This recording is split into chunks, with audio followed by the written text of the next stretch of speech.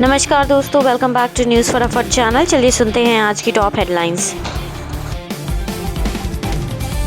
लखनऊ की एक कोचिंग संस्था में भीषण आग लगने से 15 लोगों की दर्दनाक मौत हो गई है। मृतकों में अधिकांश छात्र बताए जा रहे हैं जो जान बचाने के लिए बाथरूम में छिप गए थे, लेकिन धुएं और दम घुटने के कारण उनकी जान चली गई। शुरुआती जांच में एसी ब्लास्ट को हादसे की वजह माना गया। मृतकों में 3 महिलाएं और 12 पुरुष शामिल है। आगे की जाँच अभी जारी है। लखनऊ हादसे में पीएम मोदी ने जताया शोक। प्रधानमंत्री नरेंद्र मोदी ने लखनऊ अग्निकांड पर गहरा दुख व्यक्त किया है। केंद्र सरकार ने मृतकों के परिजनों को 2-2 लाख रुपए की आर्थिक सहायता देने का भी ऐलान किया है। हादसे की भयावह को देख करके यूपी के डिप्टी सीएम भी भावुक हो गए।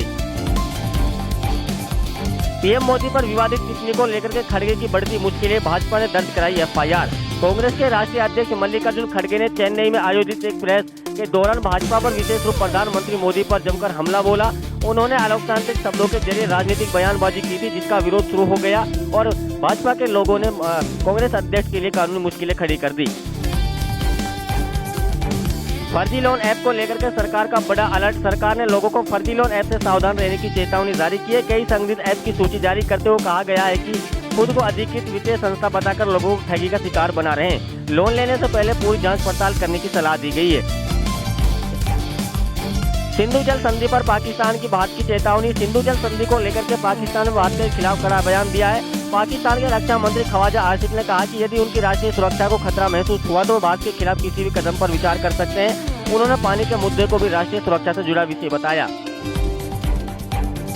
भारतीय रेलवे को मिलेगी 280 किलोमीटर प्रति घंटा की हाई स्पीड ट्रेन।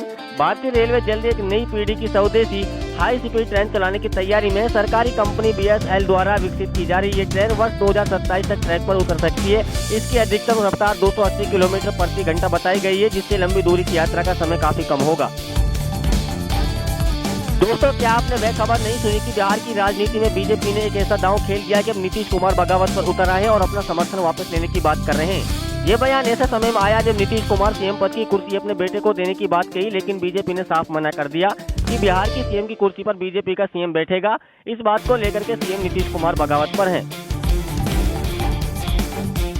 कश्मीर पर शशि थरूर के बयान में कांग्रेस में नाराजगी। कांग्रेस सांसद शशि थरूर द्वारा कश्मीर की मौजूदा स्थिति की तारीफ किए जाने के बाद पार्टी के भीतर नाराजगी बढ़ गई है। कुछ नेताओं का कहना है कि घाटी की वास्तविक स्थिति समझने के लिए स्थानीय लोगों ने संवाद जरूरी है। थरूर के बयान को लेकर के कांग्रेस के अंदर की अलग अलग प्रतिक्रियाएं सामने आ रही हैं। राम मंदिर में 40 कर्मचारी हटाए। राम मंदिर में चढ़ावे की गिनती से जुड़े 40 कर्मचारियों को हटाने का फैसला लिया गया है। मंदिर परिसर में निगरानी बढ़ाने के लिए अतिरिक्त सीसीटीवी कैमरे लगाए गए हैं। वही धर्म सेना के अध्यक्ष ने प्रधानमंत्री मोदी को पत्र लिखकर ट्रस्ट को बंद करने की मांग की है। राम मंदिर दान विवाद पर तत्काल सुनवाई से हाईकोर्ट का बड़ा इंकार। राम मंदिर में कथित दान गबन मामले को लेकर के दाखिल याचिका में हाईकोर्ट ने तत्काल सुनवाई से इंकार कर दिया है। वहीं सूत्रों के मुताबिक एसआईटी की जांच में चर्च महासचिव चंपत राय को राहत मिल सकती है। जांच एजेंसियों का मानना है कि कथित गड़बड़ी की जानकारी कुछ सेवादारों को थी, जबकि चंपत राय की सीधी भूमिका की प्रेरणा नहीं मिली। ममता के घर पहुंची सीआईडी। बंगाल की राजनीति में बड़ी हलचल। पश्चिम बंगाल की मुख्यमंत्री ममता बनर्जी की कालीघाट स्थित आवास पर सीआईडी टीम के पहुंचने से हड़कंप मच गया। बताया जा रहा है कि टीएमसी से जुड़े एक विवादित दस्तावेज और कथित फर्जी हस्ताक्षर मामले में जांच एजेंसियां कार्रवाई कर रही थी। सीआईडी की टीम अभिषेक बनर्जी को नोटिस देने भी पहुंची। हालांकि विपक्ष इस कार्रवाई को टाइमिंग पर सवाल खड़ा कर रहा है। बंगाल सरकार के पहले बजट में कई बड़े ऐलान। पश्चिम बंगाल की नई सरकार ने अपने पहले बजट में आम जनता के लिए कई बड़ी घोषणाएं की। कर्मचारियों के महंगाई भत्ते में 20% बढ़ोतरी, महिलाओं के लिए मुफ्त बस सेवा, छात्रों के लिए छात्रवृत्ति और बेरोजगारों के लिए मासिक भत्ता देने का ऐलान किया। इसके अलावा नई भर्तियां और पुलिस भर्ती की भी घोषणा की गई। कांग्रेस कमजोर है तो अकेले चुनाव लड़े इमरान मसूद की बड़ी चुनौती। कांग्रेस सांसद इमरान मसूद ने समाजवादी पार्टी और अखिलेश यादव पर निशाना साधते हुए कहा है कि अगर कांग्रेस को कमजोर समझा जाता तो सहयोगी दलों को अकेले चुनाव लड़कर दिखाना चाहिए। उन्होंने कहा कि कांग्रेस बिना किसी गठबंधन के भी चुनाव मैदान में उतरने के लिए तैयार है और कई अहम मुद्दों पर सपा की चुप्पी पर सवाल खड़े कर दिए। राहुल गांधी के नए प्लान से घबराई बीजेपी, बैकफुट पर आते दिखे अमित शाह। राहुल गांधी ने संबोधन के दौरान कहा कि जल्द ही डबल इंजन की सरकार केंद्र सरकार जाने वाली है। गठबंधन टूट करके सरकार कांग्रेस की बनने जा रही है। अब जनता समझ चुकी है कि भाजपा वोट चोरी और सीट चोरी कर सत्ता में आती है। जो देश को सुरक्षा न दे पाए उनको सत्ता में रहने का कोई अधिकार नहीं है। पीएम मोदी की फर्जी डिग्री पर फिर उठे सवाल। संजय सिंह ने जांच की मांग की।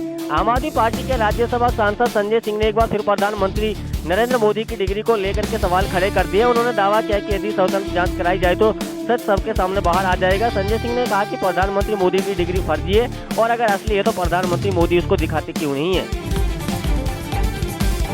महाराष्ट्र विधान परिषद चुनाव में महायुति का दबदबा। महाराष्ट्र विधान परिषद चुनाव में महायुति गठबंधन ने शानदार प्रदर्शन करते हुए 17 में से 16 सीटों पर जीत दर्ज की है।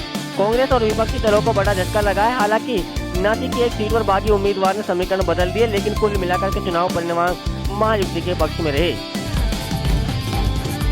राघव चड्ढा को संसद में बड़ी जिम्मेदारी। पिटीशन कमेटी के बने अध्यक्ष। आम आदमी पार्टी के राज्यसभा सांसद राघव चड्ढा को संसद के पिटीशन कमेटी का अध्यक्ष नियुक्त किया गया। ये कमेटी जनता से प्राप्त याचिकाओं और सुझावों पर विचार करती है। राघव चड्ढा की नियुक्ति को उनकी बढ़ती संसदीय सक्रियता और पार्टी में मजबूत होती भूमिका के रूप में देखा गया है। धीरेन्द्र शास्त्री का बड़ा बयान। नेताओं की सैलरी कटे और चार्टर विमान पर लगे रोक।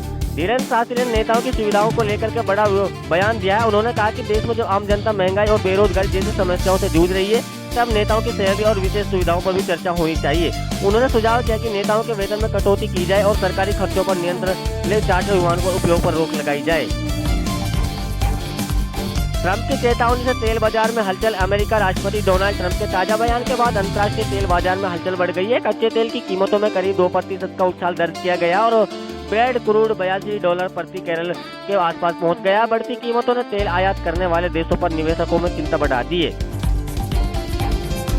बिहार में नीट परीक्षा में फर्जीवाड़े का बड़ा खुलासा। बिहार की लखीसराय में नीट परीक्षा केंद्र के दौरान फर्जीवाड़े का पर्दाफाश हो गया। जांच में सामने आया कि असली अभ्यर्थी की जगह 16 मेडिकल छात्र परीक्षा दे रहे थे। बताया जा रहा है कि इसके लिए 30 से 40 लाख रुपए तक की डील हुई थी। मामले में 5 मेडिकल छात्रों समेत कुल 24 लोग को गिरफ्तार किए गए हैं। मुस्लिम मुख्यमंत्री चेहरा घोषित करने की मांग में बड़ी सपा की मुश्किलें। उत्तर प्रदेश विधानसभा चुनाव से पहले समाजवादी पार्टी नई बहस में गिर गई है। मौलाना साहबुद्दीन ने मांग की है कि सपा को मुस्लिम मुख्यमंत्री चेहरा घोषित करना चाहिए। उन्होंने कहा कि प्रदेश में मुस्लिम आबादी यादवों से कहीं अधिक है, इसीलिए राजनीतिक प्रतिबंध में उनकी हिस्सेदारी भी दिखाई देनी चाहिए। बागी सांसदों में आदित्य ठाकरे का तीखा हमला। शिवसेना यूबीटी नेता आदित्य ठाकरे ने पार्टी छोड़कर शिंदे गुट में शामिल हुए सांसदों पर जमकर निशाना साधा। उन्होंने कहा कि जनता ने उन्हें एडीएस के खिलाफ वोट देकर सांसद भेजा था, लेकिन सत्ता के लालच में उन्होंने मतदाताओं के भरोसे को तोड़ दिया। आदित्य ने इसे जनादेश के साथ विश्वासघात बताया। जल्द जाएगी मोदी सरकार। बीजेपी को घेरने के चक्कर में खुद फंस गए राहुल गांधी। बीजेपी को लगातार हमला बोलने वाले नेता राहुल गांधी अब एक बड़ी चुनौती में फंस गए। उनकी सांसद भी खतरे में आ सकती है। राहुल गांधी पर आय से अधिक संपत्ति के मामले में बीजेपी ने एफआईआर दर्ज करा दी है, जिसमें बताया गया कि राहुल गांधी ने विदेश यात्रा के दौरान 60 करोड़ रुपए खर्च किए, जबकि उनकी आय 11 करोड़ बताई गई है। ऐसी ही डेली न्यूज़ अपडेट्स के लिए चैनल को लाइक करें, शेयर करें और सब्सक्राइब करना ना भूलें। Thank you.